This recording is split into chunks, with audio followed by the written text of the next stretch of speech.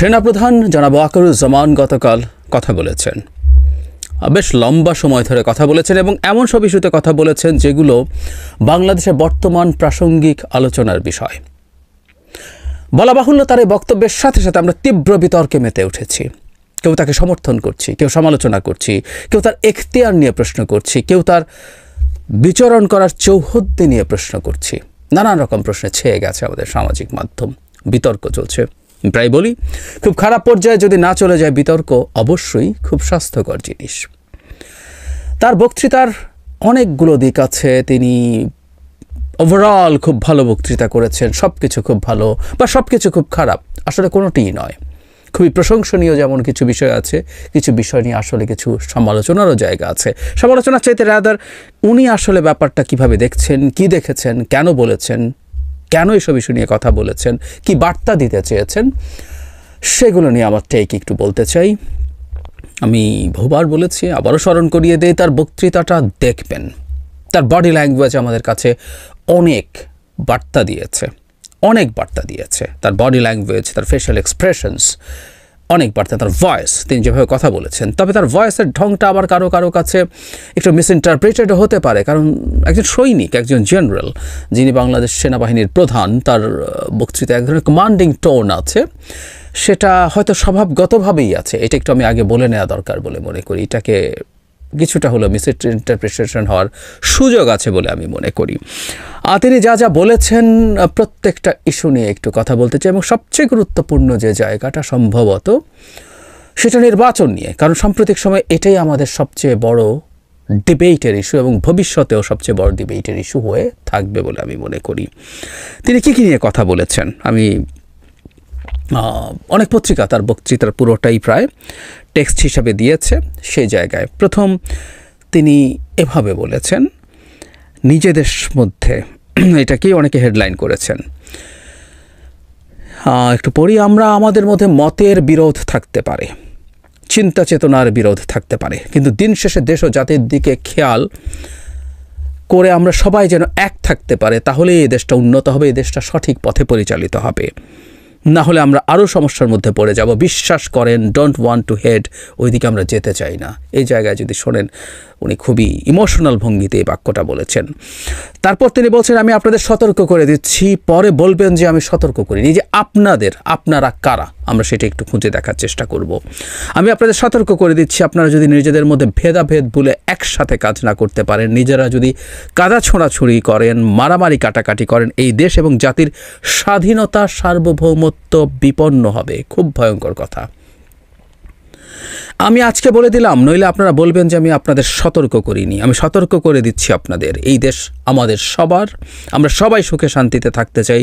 আমরা চাই না হানাহানি, কাটাকাটি, মারামারি। আপনারা কারা? আমরা এই মুহূর্তে পরস্পরের প্রতি ভেদাভেদ আছে, কাদা ছোঁড়াছুড়ি আছে, মারামারি কাটাকাটি আছে। মূলত রাজনৈতিক দল, একটা গ্রুপ, রাজনৈতিক দলের মধ্যে এক এক মতাদর্শের রাজনৈতিক দল আছে, আবার একটা রাজনৈতিক দল হয়নি কিন্তু দুটো সংগঠন, বৈষম্য বিরোধী ছাত্র আন্দোলন এবং জাতীয় নাগরিক কমিটি, তাদের মধ্যেও তারাও রাজনৈতিক দলের মতো বিহেভ করছিলেন। রাজনৈতিক দল 28 তারিখ ফর্মালি আসছে, তার আগেই করছিলেন এবং তারা সংঘাতে জড়িয়ে পড়ছিলেন, বিশেষত বিএনপির সাথে। অ্যাট দ্য সেম টাইম তাদের হয়ে নানান রকম লোকজন কথা বলছেন নানান জায়গা থেকে। এই মারামারি, হানাহানি, কাটাকাটি ভার্বালিও হচ্ছে। বেশ উত্তপ্ত বিতর্ক, উত্তপ্ত ভেদাভেদ আমরা দেখতে পাচ্ছি। তো সবার প্রতি উনি সতর্কবার্তা দিয়ে এটুকু প্রমাণ করছেন, আসলে সবাইকে এক কাতারেই অন্তত দেখছেন, একটু খুব জরুরি ব্যাপার। কাউকে কোনো এক্সট্রা প্রিভিলেজ দেওয়ার চেষ্টা করছেন না। যারা করছে প্রত্যেককে, এর মধ্যে আসলে সবাই ইনক্লুডেড। সুতরাং এই সরকার, আমরা ধারণা করি, ইনফ্যাক্ট আমাদের প্রধান উপদেষ্টার পর, তার একটা বক্তব্যের পর এটা অনেকটুকুই মনে হতে পারে যে ছাত্রদের দলের প্রতিও তারা সিম্প্যাথাইজ থাকবেন। ছাত্রদের প্রতি ডক্টর ইউনূস সিম্প্যাথাইজ, এটা আমরা প্রথম থেকেই দেখছি। কিন্তু জেনারেল ওয়াকার এই ক্ষেত্রে তাদেরকে কোনো এক্সট্রা ছাড় দেবেন এরকম মনে হয় না, অন্তত তার বক্তব্যে। অরাজক পরিস্থিতির সুযোগ নিচ্ছে অপরাধীরা। তিনি বলছেন দেশে আইনশৃঙ্খলার পেশ করার কথা। তিনি বলেন দেশে আইনশৃঙ্খলার পরিস্থিতি খারাপের পেছনে বেশ কিছু কারণ আছে। প্রথম কারণটা হচ্ছে যে আমরা নিজেরা হানাহানির মধ্যে ব্যস্ত, একজন আরেকজনের বিরুদ্ধে বিষোদ্গারে ব্যস্ত। এটা একটা চমৎকার সুযোগ অপরাধীদের জন্য। আমরা যেহেতু একটা অরাজক পরিস্থিতির মধ্যে বিরাজ করছি, তারা খুব ভালোভাবেই জানে যে এই সময় যদি অপরাধ করা যায় তাহলে এ থেকে পরিত্রাণ পাওয়া সম্ভব। সেই কারণেই অপরাধগুলো হচ্ছে। আমরা যদি সংগঠিত থাকি, একত্রিত থাকি, তাহলে অবশ্যই সম্মিলিতভাবে মোকাবেলা করা সম্ভব, উইচ ইজ ভেরি রাইট। আমরা নিজেরাই যখন নিজেদের মধ্যে ফাইট করতে থাকবো, তার মধ্যে অপরাধ বাড়বে। এমনকি শুধু চুরি ডাকাতি না, কোনো একদিন যদি দুই পক্ষ সংঘাতে জড়িয়ে পড়ে, যেমন কুয়েটে হলো কিছুদিন আগে, একই ধরনের ঘটনা যদি আরও কোনো জায়গায় হয়, সেখানে আওয়ামী লীগ লাঠি সোটা অস্ত্রপাতি নিয়ে নেমে যাবে, কোনো রকম কোনো সন্দেহের কিছু নাই। সুতরাং আমরা সতর্ক থাকবো। কিন্তু এই পর্যায়ে এসে তিনি খুবই গুরুত্বপূর্ণ একটা কথা বলেছেন। তিনি বলছেন police, RAB, BGB, DGFI, NSI এগুলো দেশের জন্য অত্যন্ত গুরুত্বপূর্ণ কাজ করেছে অতীতে, খারাপ কাজের সাথে অসংখ্য ভালো কাজ করেছে। তার মানে আমি ওনার বক্তব্যটা শুনেছি, উনি জাস্ট দায় সারা গোছের বলেছেন তা না, উনি এটা মিন করেই বলেছেন যে তারা খারাপ কাজ করেছেন, কিন্তু খারাপ কাজের সাথে ভালো কাজ করেছেন। উনি এটাকেই হাইলাইট করার চেষ্টা করেছেন, আবার ওটা স্বীকারও করছেন। আজকে যে দেশের স্থিতিশীলতা, দেশটাকে যে এত বছর স্থিতিশীল রাখা হয়েছে, এর কারণ সশস্ত্র বাহিনীর বহু সেনা সদস্য, সিভিলিয়ান সবাই মিলে এই অর্গানাইজেশনগুলোকে, অসামরিক সামরিক সবাই মিলে এই অর্গানাইজেশনগুলোকে এফেক্টিভ রেখেছে। সেই জন্য আজকে এতদিন ধরে আমরা একটা সুন্দর পরিবেশ পেয়েছি। এর মধ্যে যারা কাজ করেছেন, অপরাধ করে থাকে, সেটা শাস্তি হবে, অবশ্যই শাস্তি হতে হবে, না হলে এই জিনিস আবার ঘটবে। আমরা সেটাকে বন্ধ করতে চাই চিরতরে, কিন্তু তার আগে মনে রাখতে হবে আমরা এমনভাবে কাজটা করব এই সমস্ত অর্গানাইজেশনগুলো যেন আন্ডারমাইন না হয়। জেনারেল ওয়ারকুজ্জামান বলেন আজকে পুলিশ সদস্য কাজ করাচ্ছে না, একটা বড় কারণ বিরুদ্ধে মামলা, অনেকে জেলে, RAB, BGB, DGFI, NSI panicked, বিভিন্ন দোষারোপ, গুম, খুন ইত্যাদি তদন্ত চলছে। অবশ্যই তদন্ত হবে, দোষীদের বিচারের আওতায় আনা হবে। এমনভাবে কাজ করতে হবে যাতে আন্ডারমাইন না হয়। এই অর্গানাইজেশনগুলো যদি আন্ডারমাইন করে আপনারা মনে করেন যে দেশের শান্তি শৃঙ্খলা বিরাজ করবে, সবাই শান্তিতে থাকবে, এটা হবে না, সেটা সম্ভব না। আমি আপনাদের পরিষ্কার বলে দিচ্ছি। এই আপনারা কারা? একটা কথা খুব স্পষ্ট, সেটা উনি ওনার বক্তব্যেও বলছেন, সেটা হলো এই বাহিনীগুলোর বিরুদ্ধে নানা রকম ভয়ঙ্কর মানবাধিকার লঙ্ঘনের ঘটনা এসছে। গুম, বিচার বহির্ভূত হত্যাকাণ্ড, কাস্টোডিয়াল টর্চার, হেফাজতে নির্যাতন, মিথ্যা মামলা, গায়েবী মামলা, কি না আসলে। সুতরাং এই বাহিনীগুলো বিভৎস পরিস্থিতিতে চলে গেছে, সুতরাং তাদের বিচারও হতে হবে। কিন্তু তিনি বলছেন যে এটা খুব সফিস্টিকেটেড ওয়েতে হতে হবে। তার বক্তব্যের মধ্যে এটা আছে যে এটা খুব সফিস্টিকেটেড ওয়েতে হচ্ছে না, তার কথার রিডিং বিটুইন লাইন্স কিন্তু সেটা। তো এই আপনারা আন্ডারমাইন করার কথা, এটা কি সরকার? এটা কি অন্য অনেকে যে দাবি তুলছেন? আমি তো দেখলাম যে ডিজিএফআই বিলুপ্ত করার দাবি অনেকে তুলেছেন। আমি নিজে র্যাব বিলুপ্ত করার দাবি তুলেছি। কেউ ডিজিএফআই বা এনএসআই এর প্রতিষ্ঠান সবগুলোকে বিলুপ্ত করে দিতে বলছেন। একটা রাষ্ট্রে গোয়েন্দা সংস্থা লাগবে না, এর চেয়ে কোনো হাস্যকর কিছু হতে পারে না। যাই হোক, তিনি যেটা বলছেন যে এখন এটা সত্য যে এই ধরনের সংস্থাগুলো যদি তীব্র আতঙ্কে কাজ করে, তীব্র আতঙ্কের মধ্য দিয়ে যায়, তাহলে তার পক্ষে আসলে এই যে দায়িত্ব তারা পেয়েছেন সেগুলো ঠিকঠাক মতো কাজ করবে না। আমি মনে করি আপনার মাধ্যমে যারা ওয়াকার সরকারকে বুঝিয়েছেন এবং তিনি অন্য যারা এটার বিরুদ্ধে দাঁড়াচ্ছেন তাকেও বুঝিয়েছেন।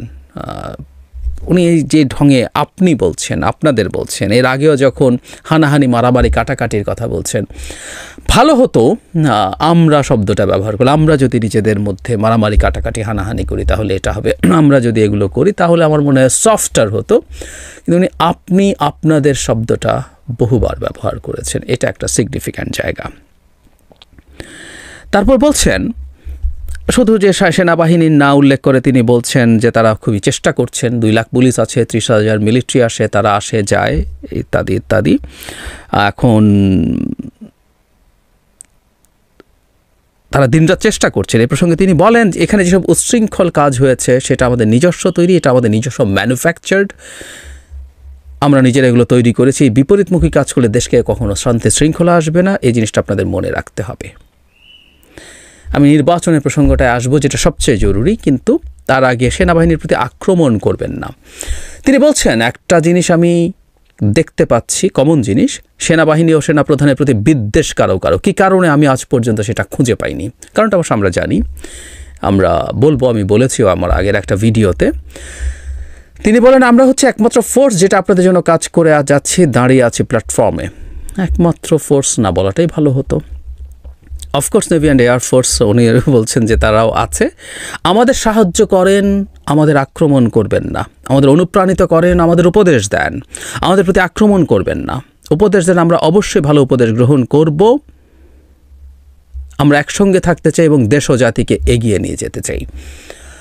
এটা সত্য যে আক্রমণের মতো পরিস্থিতি আছে, কিন্তু সেগুলোকে আসলে আমার মনে হয় সমালোচনা হিসাবে ধরা দরকার। উনি সমালোচনা শব্দটাও ব্যবহার করেননি, উনি বলছেন পরামর্শ দিতে। না, আমরা সেনাবাহিনী সহ সবগুলো প্রতিষ্ঠানকে আসলে সমালোচনা করার অধিকার চাই, এবং কোনো কোনো ক্ষেত্রে সেটা ভাষা যদি আক্রমণাত্মক হয়ও সেই ব্যাপারে তাদের জায়গা থেকে অন্তত অ্যাকসেপ্ট করার মানসিকতা থাকা দরকার। ভবিষ্যতের বাংলাদেশে আসলে আমরা সেনাবাহিনী যে এক ধরনের ট্যাবু, সেনাবাহিনী নিয়ে খুব বেশি কথা বলা যাবে না, সেনাবাহিনীর বাজেট কী হবে, তার কী কী ইকুইপমেন্টস কিনতে হবে, আমাদের সামরিক পলিসি কী হবে, এগুলো নিয়ে যে আলাপ করা যাবে না, জনপরিসরের এক ধরনের নিষেধাজ্ঞা ছিল। এমনকি ক্যান্টনমেন্ট শব্দটাও লোকজন ঠিকমতো বলতেন, এটা অচ্ছুত শব্দ, উত্তরপাড়া ঢাকা বোঝানোর জন্য অনেকে বলতেন। আমরা সামনের বাংলাদেশে এই জিনিসগুলো চাই। আমরা মনে করি একটা জনগণের সেনাবাহিনী, এই রাষ্ট্রের সেনাবাহিনী, তারা এটা অ্যাকসেপ্ট করবেন। তবে হ্যাঁ, আক্রমণ যে শব্দটা ব্যবহার করছেন এগুলো পরিহার করা উচিত। কিন্তু ওই যে বলছেন উনি ঠিক বুঝতে পারেন না, কেন বুঝতে পারেন না? উনি বুঝতে পারেন আসলে, উনি এই দেশের মিলিটারি চিফ, উনি অত্যন্ত খোঁজ খবর রাখা মানুষ, জ্ঞান বুদ্ধি এবং অ্যানালাইটিক্যাল এবিলিটিও তার যথেষ্ট আছে বলে আমি মনে করি। সুতরাং তিনি বুঝেছেন আসল কথাটা হচ্ছে তার কিছু অ্যাটিটিউড, বিশেষ করে প্রধান যে সমস্যা অনেকের কাছে, এবং সেটাকে কেন্দ্র করে ঘটনা ঘটেছে। উনি অনেকের খোয়াবের প্রাসাদ তৈরি করা বা খোয়াবের পথে, খোয়াব পরিপূর্ণ করার পথে বাধা হয়ে দাঁড়িয়েছেন। সেই জায়গায় আসবো, সে কারণেই তাকে অনেকে পছন্দ করে না, শুরু থেকে তাকে সরিয়ে দিতে চেয়েছে। এবার নির্বাচনের প্রসঙ্গে বলছেন উনি, আমরা দেশে একটা ফ্রি, ফেয়ার অ্যান্ড ইনক্লুসিভ ইলেকশনের জন্য সামনের দিকে ধাবিত হচ্ছে। তার আগে যেসব সংস্কার প্রয়োজন অবশ্যই সরকার এদিকে হেল্প করবে। আমি যতবারই ডক্টর ইউনূসের সঙ্গে কথা বলেছি, he completely agrees with me, there should be free, fair and inclusive elections. খেয়াল করি, ইনক্লুসিভ শব্দটা দুবার বলেছেন, একবার নিজে বলেছেন, এরপর উনি বলছেন ডক্টর ইউনূসের সাথে যতবারই কথা বলেছেন তিনিও এটাই চেয়েছেন। তাহলে দুটো ব্যাপার, একটা হচ্ছে নির্বাচন হবে, নির্বাচনী প্রধান টার্গেট ডক্টর ইউনূসের, এবং তার অ্যাটলিস্ট ডক্টর ইউনূস তার সাথে যখন কথা বলেছেন সেটা বলেছেন। কিন্তু ইনক্লুসিভ শব্দটা বলতে আসলে কি বোঝায়? আমার মনে হয় এটা আমরা বুঝে নেব, কারণ এই শব্দটার অনেকগুলো ডাইমেনশন, অনেকভাবে অনেকে ভাবতে পারেন যে আওয়ামী লীগ বাদ দিয়ে যাবতীয় সব দল মিলে একসাথে কাজ করবে, কিন্তু ইনক্লুসিভ শব্দটাকে উনি বলা ইন্ডিকেট করে আমি মনে করি আওয়ামী লীগও নির্বাচনে আসুক বা আসার পরিস্থিতি থাকুক, এটা সম্ভবত তিনি বোঝাতে চাইছেন। আমি নিশ্চিত নই, কিন্তু আমার কাছে মনে হয়েছে এটা।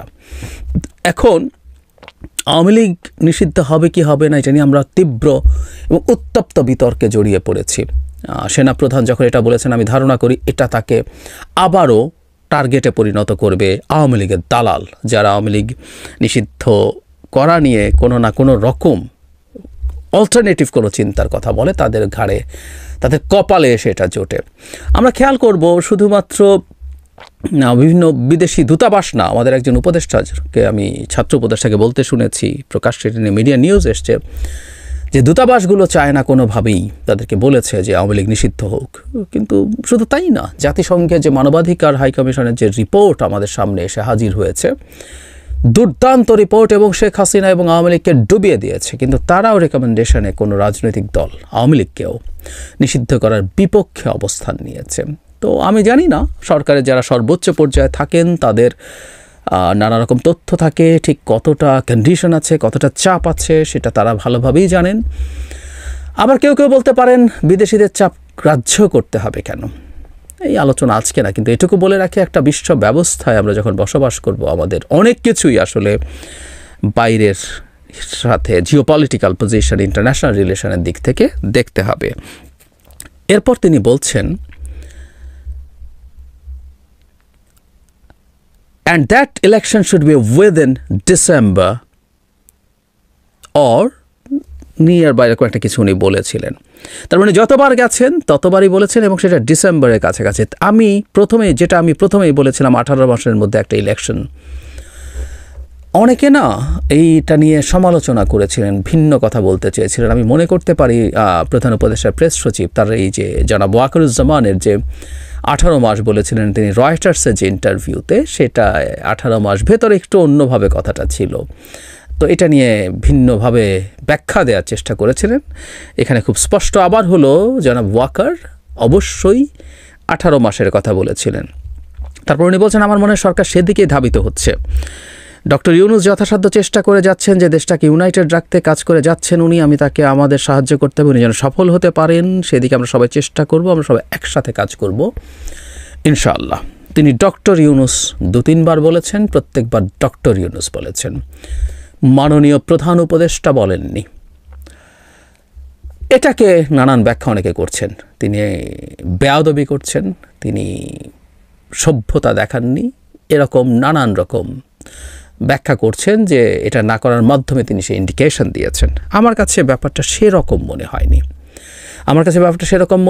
আমরা যে কোনো দেশের রাষ্ট্রপতি, প্রধানমন্ত্রী প্রত্যেককে আমরা এভাবে কল করি, বাইরে করে অন্তত আমাদের এই চর্চায় কোনো সমস্যা নেই। আমি খুব মেজর কিছু আসলে এর মধ্যে খুঁজতে যাই না, কিন্তু যে কথাটা জরুরি সেটা হচ্ছে তার সাথে বসে তারা নির্বাচনের ব্যাপারে 18 মাসের মধ্যে নির্বাচনের ব্যাপারে সরকার ধাবিত হচ্ছে বলে তিনি মনে করেন।